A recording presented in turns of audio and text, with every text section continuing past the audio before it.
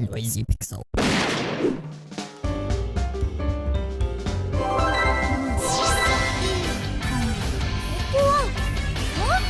Given that I've played Moero Chronicle on every system that it's been released on, it's only natural that I find myself playing it on Nintendo Switch.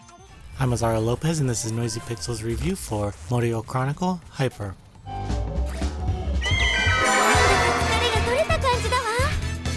Moero Chronicle Hyper is the same experience that Vita and PC owners had with the game, with a few added benefits. Moero Chronicle Hyper introduces us to Io. His backstory mainly revolves around him being uncomfortable with sharing his passion for females and fear that he might be seen as a pervert. Without much of a build-up, Io is sent to rid the region of H-monsters and save monster girls who have been turned evil. It just so happens that Io has the power to cleanse monster girls who have gone mad, but this requires him to be in direct contact with their, skin.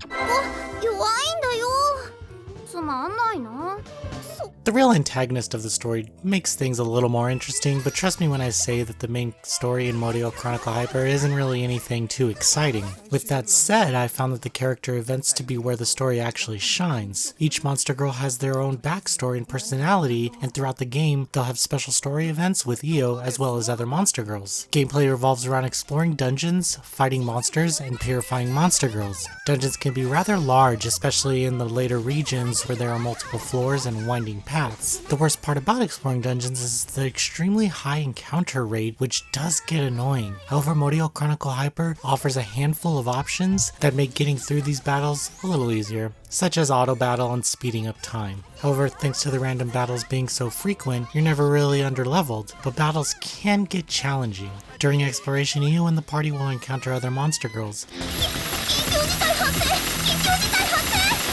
This turns into a special fight where the player will target specific areas of the monster girl's body and destroy the clothing that it protects. After the battle, the monster girl will be vulnerable to Io, who will begin the purification process. That requires the player to poke, rub, and pinch parts of the monster girl's body in order to cleanse them. While this bump and scratch system is what sells the game, I feel like the Switch offers the best way to play it. It's also possible to use the Switch touchscreen, however, I couldn't find a comfortable way to hold the Switch in my hand during this mode as I did with the Vita. What's most interesting about Moero Chronicle Hyper is that it is a pretty decent dungeon crawler RPG. The systems presented in the game have players equip the girl with different panties that unlock new skills and abilities while drastically changing their stats. I honestly really enjoyed the RPG features that this game has, and it goes deeper if you dive into the room customization as well as raising the affinity with each of the girls by giving them presents. Moero Chronicle Hyper has a lot of fan service that might be embarrassing to play in public, but as much as I've played this game on previous platforms, I feel like I had the most fun with the Switch version. As silly as Moero Chronicle Hyper is, it's also a decent dungeon crawler RPG, with some unique systems and character events. Moero Chronicle Hyper is fast, easy to master, and great in short bursts, so its new home on Nintendo Switch is an awesome place for it to get Western fans into the series and hopefully get the sequels localized. Noisy Pixel is giving Moero Chronicle Hyper a 7.8 out of 10.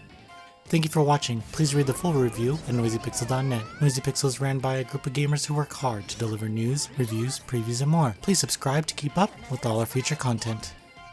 なるほどね。意中の人を振り向かせたいと。はい。